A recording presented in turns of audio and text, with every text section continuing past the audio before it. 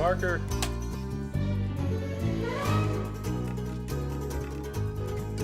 On April 24, 2000, principal photography began in Los Angeles on the MGM comedy Heartbreakers. It was quite an undertaking, actually. You wouldn't think so for a comedy like this, but there's something about the world that takes place in that's kind of big. This is a movie that I always felt a passion about making, and the harder it was to make it and the longer it took, the more passionate I became about making it happen. After more than 10 years in development, the story had come a long way from Irving Ong's original concept. Originally, it was a father and son con artist story that eventually turned into a mother-daughter con artist movie. The script was then read by director David Merkin, And action. who the producers loved for his work on The Simpsons. I used to drive him crazy quoting his lines to him, and he used to like cringe in terror when I'd come around, and he knew it was quoting time. Yes, it's lovely. Merkin liked Heartbreakers' unusual subject matter. I like the idea of female con artists, of women who are basically controlling everything around them, including men. I don't know why I have a fascination with that, but I do.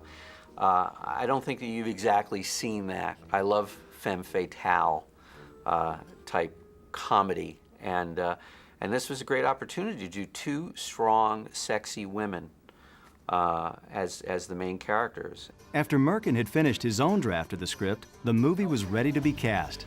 By this time, the producers had already considered an impressive array of stars.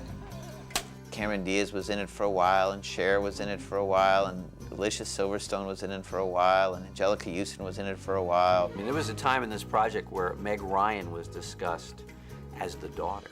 I mean, that's how long this thing has been in development. But for Merkin, Sigourney Weaver was the first choice. By the time the script was ready, and I was ready to go with it, there was nobody attached, and I sent it to Sigourney Weaver. And, the Max character, Sigourney's character, is the linchpin of the whole story, and it had to be somebody who was sexy, strong, and twisted and dark like I am. And the great thing is that Sigourney has always been able to embrace roles like this, and she's not afraid of what people will think of her. And I was so happy that she responded to the script. And then we had a meal together, and we really hit it off very well. Yes, you see, we have good friends. It's hard to find a good film comedy, especially where they let women be the funny ones. And I guess I always loved those old sort of caper movies, Big fan of Dirty Rotten Scoundrels and all. I just think audiences love sort of scam movies. There's something very appealing about Max and Paige because they're just like us. They work for a living. It just happens that what they do is completely dishonest. It's really tough to get somebody to play Sigourney's part. They got to be beautiful. I'm Betty. They have to be able to be the mother of a 20-year-old daughter. Mom still got it. They have to be funny. Oh my God. That's how much I love you, baby. You must love me a lot. And they have to be somebody that people actually go see in a movie. So that left about one person, and that was Sigourney. Thankfully, she wanted to do the picture. The next challenge was casting the role of Max's daughter, Paige. Davis and Ong wanted Jennifer Love Hewitt for the role, even though Paige was quite different from most parts Jennifer had played before. Could she go from being this kind of cutesy young girl to being this vivacious, funny, sexy woman? When we put her with Sigourney in a room and they read the part together, you started to get a sense that, she could make the transition. No way. You couldn't have gotten him that far this fast. It's big for her, very different, because she's normally appeared in movies where she's acting against people her own age. And suddenly, she's in with the big boys and the big girls. So it was a big step for her, but she was excited to do it. She went for it. That bartender happens to own the bar and has a firm offer to sell for $3 million. You're not ready, Paige. I'm a pro, Mother, and I'll prove it. I actually worked with her for about a month on this to make sure, because it was such a difference to who she is. And it's all the more impressive because of that. There were a lot of people that probably wouldn't have thought and will think that this is not a part I could play, and he really gave me a chance, and he's been great. I couldn't say enough nice things about him. He's great.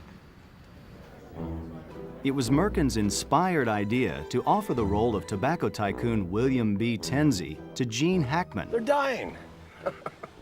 And Gene has played a lot of like nasty, troubled people, and even in dramas, I found him very, very funny. To me, his most memorable roles were comedic roles, Lex Luthor in Superman, or his part in Get Shorty.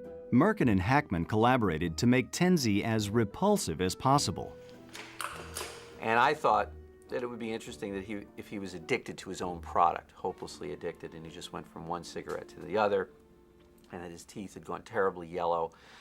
He actually, when he called me and we talked about this role to begin with, he suggested the teeth as well, and I was thinking the same exact thing. Plus, I wrote him really, really nasty and really kind of evil. And then they come after us because we're adding more nicotine to cigarettes. I mean, nobody sued when they added more raisins to Raisin Bran. We have a great deal of fun with it because I'm supposed to be the kind of unattractive kind of guy who does some kind of despicable things. For the role of Dean, Merkin cast Ray Liotta, another actor who is respected primarily for his more serious roles.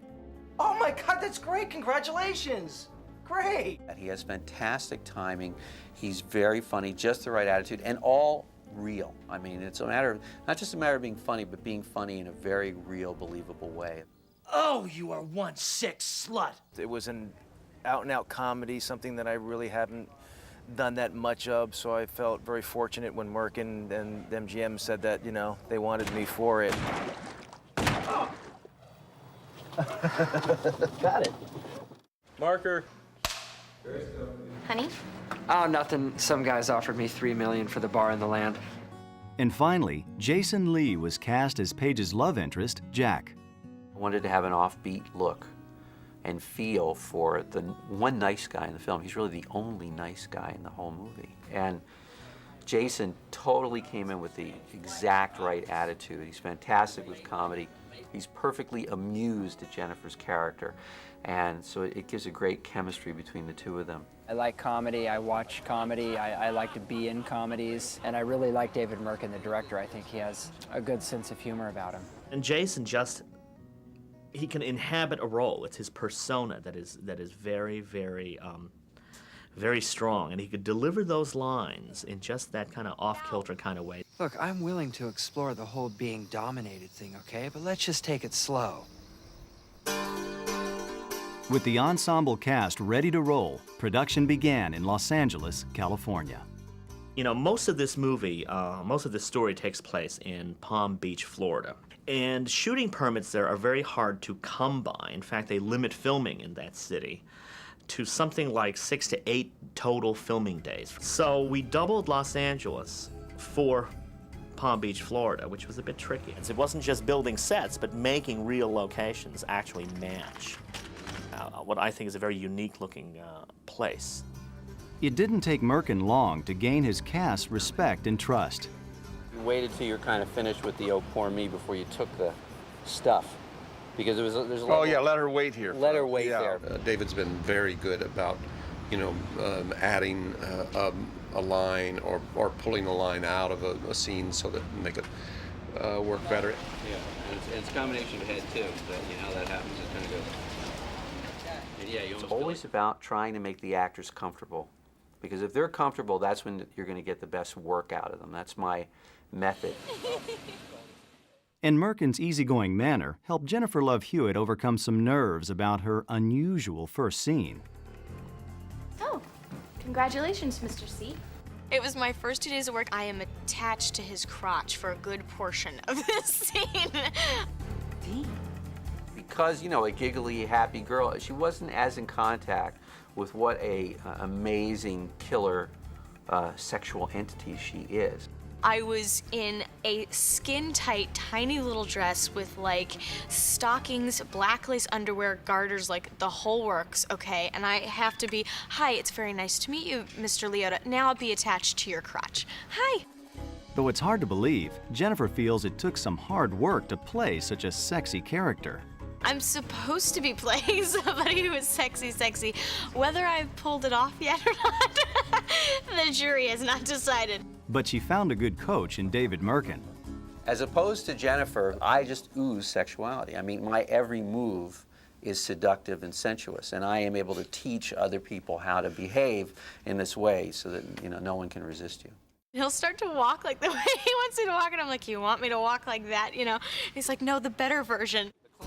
And it was Merkin's ever-present laughter that gave the entire cast confidence. If we hear him laughing in the background, we know we're kind of on the right track. He seems to love each of us. You know, he loves how awful we are. It's always the actors that I'm laughing at. It's always the attitude that they bring that makes an old line new to me. And cut. Excellent. Sigourney Weaver feels that her performance was also enhanced by her extraordinary costumes. I called Anne Roth and I said, I have to do this movie with you because my image for the character was Sophia Loren, who is, first of all, she's ageless. You know, there's something about her that, you know, could stand up to a 22-year-old, you know, without any problem because she's so alluring. I wanted to have that weight and I wanted to have that voluptuousness and that kind of ease. One of the funniest scenes to be shot in Los Angeles was the hotel lobby sequence, where Jennifer Love Hewitt attempted her very first stunt. It's all her in the movie. She does all her stunts, and when she actually falls in the lobby of the Breakers Hotel, even though that was a rubber floor that we had put in, she actually broke her finger there. Oh my God! She's cracked her head open. Well, actually, it swelled up and it turned kind of like this weird gray color. So some of my tripping has been taken out of the film because they realized that I'm an actual klutz and probably couldn't handle the tripping stuff. I'm sure she'll be fine. Jennifer's the kind of girl, you come up to her, there's blood coming out of her ears and eyes. Like, how are you, Jennifer? I'm fine, no problem at all. As she loses consciousness. But Jennifer had someone to watch out for her. Sigourney she's, you know, a great on-screen mom, but she's also a great off-screen mom. She takes really, really good care of me and watches out for me, just like she does in the movies. Meanwhile, Gene Hackman had his own physical challenges. To avoid becoming addicted to nicotine, he asked the prop department for herbal cigarettes. The only problem was that they didn't generate enough smoke. So once in a great while, I'll smoke a real cigarette. But it's hard for me because I've never smoked, and so it's hard for me to inhale or to remember to try to inhale. He would find ways to surprise and disgust Sigourney. Kissing her while blowing smoke out was, he pulled that on her. She had no idea that was happening. My worry with Gene Hackman, who I worshipped, of course, was that he could not possibly be repulsive enough, you know, but I was wrong. One of the last scenes to be filmed in Los Angeles, Weaver's Back in the USSR number, turned out to be one of the longest days on the Heartbreakers shoot. Please get ready. Money-wise, we could only schedule a day for that whole sequence. We shot it in a restaurant in Los Angeles that our production designer, Lily Kilvert, turned into a Russian restaurant. It was actually an Italian restaurant. But she came up with these great onion lamps and all this great Russian paraphernalia around. And I really bathed it in a lot of red light. Dean Semler, our DP, did an amazing job smoking it up and making it look really cool. Weaver had worked on the song for weeks. We asked a choreographer named Peggy Holmes, who had done the Michelle Pfeiffer choreography in The Fabulous Baker Boys. She was recommended by the music supervisor, Maureen Crowe, to come in and work with Sigourney, starting from rehearsal and through the shoot. We'd work on that on the off time, so she'd be ready to shoot it come the day. It was tricky because she had to do the song in not only a Russian accent, but a bad Russian accent. Show me run your snow-baked mountains way down south. Every scene in there was shot in one day. So we got it all, including the big musical number. So it was a very big day. Back in the U.S., back in the U.S., back in the USSR. With filming in Los Angeles complete, the cast and crew relocated to Palm Beach, which had been one of the hardest locations to secure. Palm Beach never lets anybody film. It's one of the richest communities on the face of the earth. It's a gorgeous city. I mean, the architecture there is just impeccable because there is so much money, and everywhere you look, there's really not a bad angle in the whole town. The cast and crew were excited about getting to film at the legendary Breakers Hotel, one of the most famous and historic hotels in the United States. The staff there was amazing. It was a scene where we had to drop a dead body, a dummy, out of a 5th-story balcony.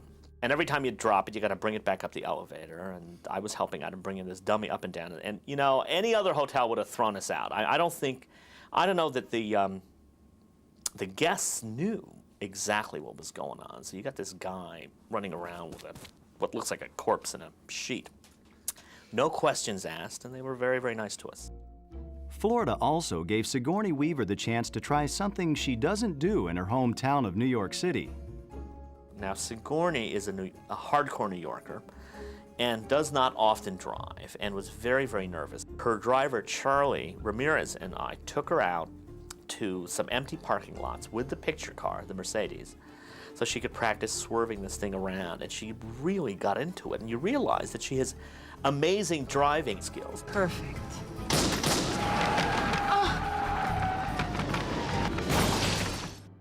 As well as boat skills. Everything that goes on when you see her driving that, but she is driving the boat. In all our marine scenes that she's in, she is actually driving the boat. She's very good at it. I guess she grew up around boats. But shooting in Florida also brought its challenges. It's not the best place to be in June if you're making a movie. It is hot. And at night, you find out that it's the bugs that own Florida at night in June. And it was unbelievable. I think we went through, I don't exaggerate, 6 or more cases of like the heavy bug repellent, the Deep Woods Formula Off. And it never goes below 90 degrees, and it's more like 100 degrees and like 80% humidity. And that's a challenge. In spite of the heat, the cast and crew kept their spirits up. By the time you're working day number 40, and it's, 99-degree heat and 99% humidity, the idea that you look forward to going to work, because you're going to laugh, something good's going to happen, is a blessing. The interesting thing about comedy is that usually it's a better set, that things are a little lighter. Although you work just as hard, if not harder, the atmosphere many times is a lot better. But the comedy also gave the cast a chance to use their dramatic talents as well. I'm a terrible mother. One of the big things I did in the rewrite was to up the emotion between the mother and daughter. What was interesting to me was the way you pay for being a con artist and trying to control life and trying to control your own feelings, the way these con artists have to. Hey, no, don't do that. I love the fact that we have these great comic scenes, and yet there's this real story going throughout, where the women come to realize things about life and each other, and it's got a happy ending.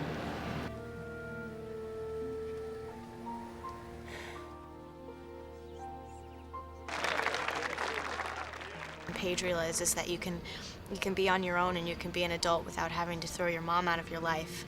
And she realizes that you can be a mom without holding on to your daughter with handcuffs and a tightrope. Oh, it's a hug. I could pull over for a hug. And cut. On August 1st, 2000, shooting wrapped on Heartbreakers. David Merkin says he owes much of the film's success to his extraordinary cast. The great thing about having actors of this caliber is they will surprise you. So it might be different than what was in your head, but it will get better. As for the cast, they seem to be united in their mutual appreciation of each other's talents. Jennifer is lovely. She is what her public image is, which is she's very warm, merry, you know, she laughs a lot. She's great to be on the set with because it's nice to be with people who are very upbeat, and she has tremendous energy, and I think she does a terrific job. One of the great things about Sigourney is, like, she loves to rehearse, she loves to act. She was very free and honest about her love and joy of acting. When she does her homework and she's on it. Ray was awesome. He'd ad-lib a little bit and call me Scooter or Skippy. Hey, how you doing, Scooter? How you doing, Skippy? He was funny as hell. I loved working with him. The greatest thing about Jason is being able to, I know that I'll be able to say one day, God, I knew him when. You know, I think Jason is going to be, I think he's a superstar. When it entered theaters, Heartbreakers immediately became the #1 film in America, a gratifying reward for the dedicated cast and crew. This is a dream come true for me. I made friendships that I think will last a lifetime. It has been so much fun. No one's returning my calls. There's good times and, you know, goofing I off. think they're just out of town. A few of them have changed their numbers. It's been a lot of fun. And as for their director, I got a letter today that said I was kicked out of show business, so I'm not sure if there'll be anything else. I don't know if it looked pretty official. I'm going to have to make some calls and see.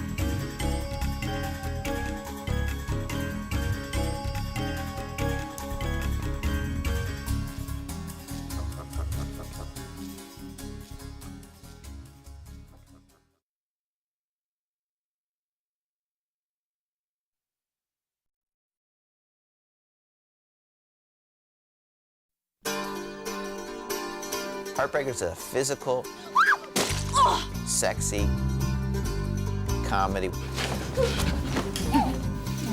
People think of this cast as doing a lot of dramatic work. These people who are known to be serious actors. I have a surprise. Yeah. They're all brilliant comedians. What good is to me now? He has no pipiska. Ow! Yeah, there were a lot of things that I had to do to Gene Hackman in this movie that you don't typically do to Gene Hackman. How long is he going to put up with this? This wasn't the best way to really begin my relationship with him. What the hell? Oh! Oh! You have head injury. The scene stealer. Oh, the scene stealer. How did you throw?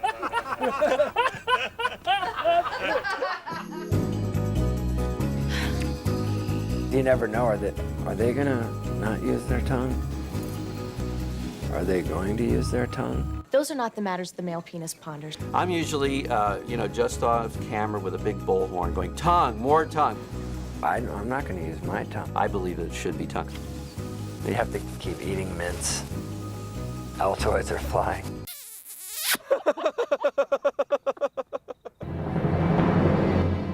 Come on. Get out. Get up. You're not welcome down there. I was a little uncomfortable. It was my first day at work when I had to be attached to Ray Liotta's crotch Get out. Get up. for like 12 hours. I swear, her hair got stuck in my zipper. I never found it funny at all. I found it tragic and very sad that a girl would get stuck like that. Oh, hello? Jennifer was such a trooper on that scene because she basically had to be on her knees for about 9 hours that day. She also thought for some reason it was a good idea to bring her grandmother to the set. Oh my God. Thanks. Not a good day to bring grandma to the set. She's going, I hear Jennifer, but where is she? I said, she's under the desk. Oh, hello? For me, it was great. Oh yeah. Oh yeah. You know, to have her stuck in my zipper for hours and hours on end. Okay. He's willing to do it again and again and again. He's a good sport.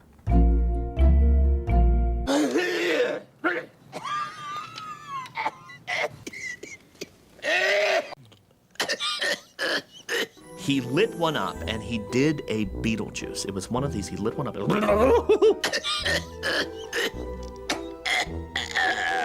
He's not a smoker, but he was able to just have smoke coming out of him almost continuously.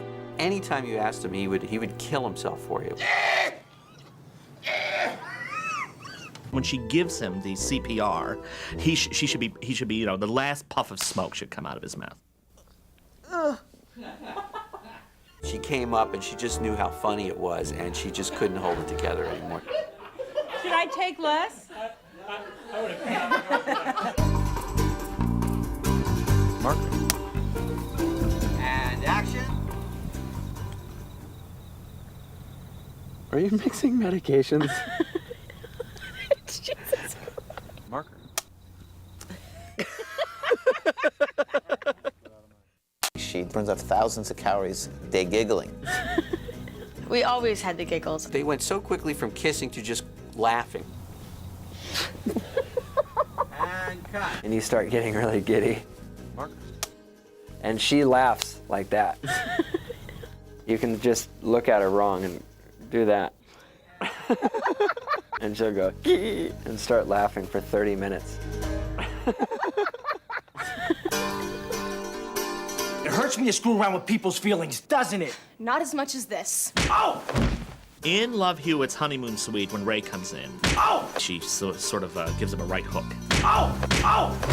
They just got into the moment. I think it was like the third take. Can't do this to him. See? It hurts me to screw around with people's feelings, doesn't it? Not as much as this.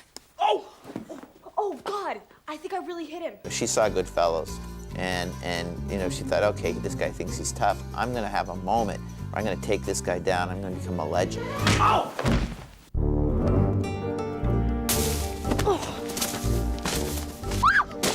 My character's a klutz in the movie.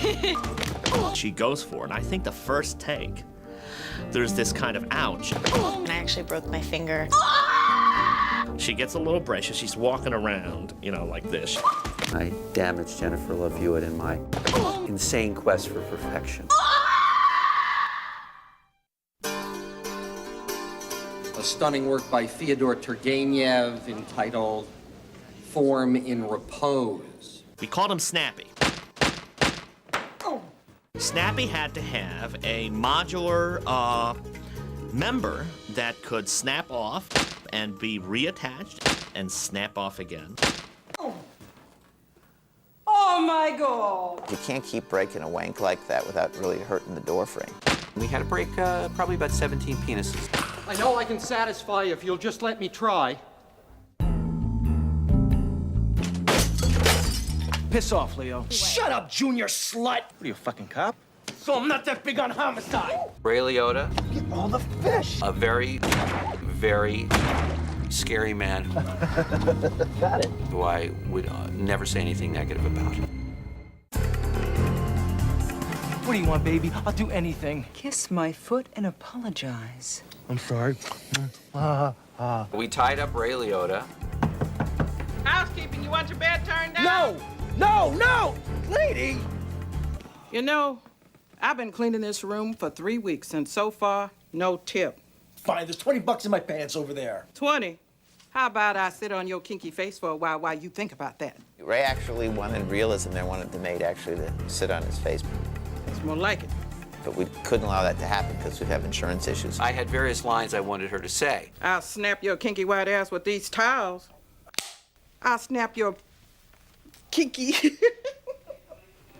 She has a couple choice things to say. I'll tickle you till you cry like a bitch in prison. Which got a great laugh. I mean, every time I'm tied to the bed, that seems to be the time they walk in the door. Mister, I weigh 200 pounds. How about I sit on your kinky face for a while you think about that? He's just gonna throw her out on her ass. I'm not worried. Is that why you're melting down the remote? Cute.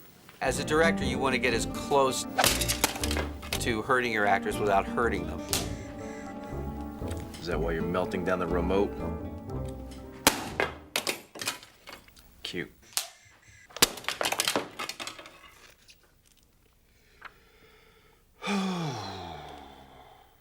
Ray is fantastic because, you know, you see he's got nerves of steel.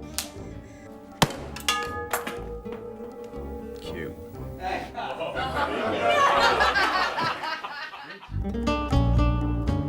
Let me in. I have a surprise. Oh.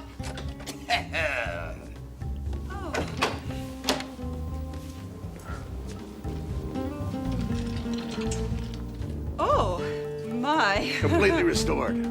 Only 7,000 for a new Willie. It was clearly written in the script that he was going to go head first into the penis of the statue, and that the penis was actually going to be lodged in his mouth. And I kept picturing that he would come up to me and say, "By the way, I'm not going to do that."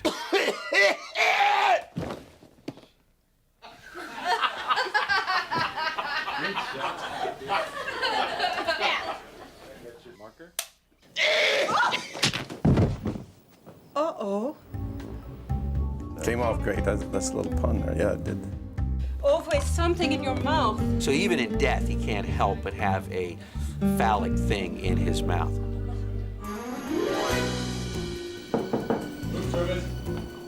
Jennifer kind of grabbed an area that you know, we really couldn't use on camera.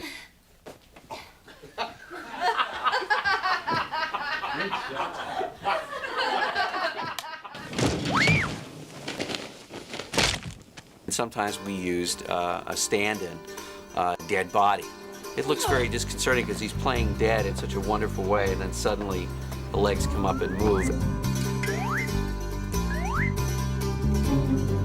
Jennifer, who is an unintentional physical comedian, got in the wrong position and literally got thrown into the trunk before the body did. Wait. Wait. Jennifer's not really coordinated yet with dead bodies. I think that'll come as she gets older. Wait. It's always fun to try to make something funny without getting caught acting in it. I thought working on the movie was great. It was really, really fun. Stinks, Mom! It stinks so bad! It's acidic! The whole physical part of it is very important. That was a joy. I loved it. I think some of the things I've done, there might have been some humor in there. I have missed you so much. Physical comedy, if it's motivated, always works. So pretty and works so well. Let me light something else with it.